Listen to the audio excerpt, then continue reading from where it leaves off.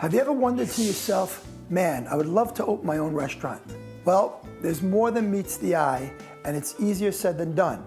Food must be handled and cooked at various temperatures in order to prevent contamination and sickness. Here's some of our tips to handling your grub.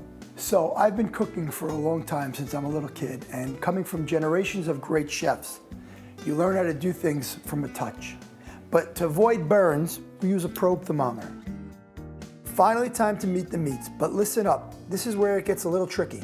Ground beef and tenderized pork are safe to eat at 155, but fresh meats such as steaks, veal, and most roasts must be held at 145.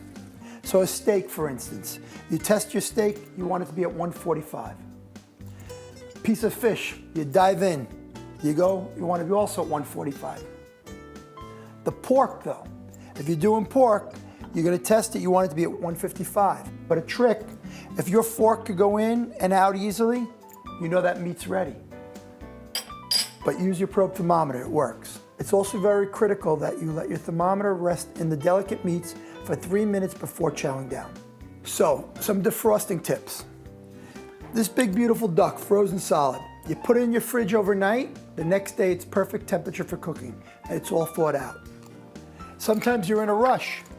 You have some frozen chickens, a Ziploc bag, drop them in, and then you run nice, fresh, cool water on it.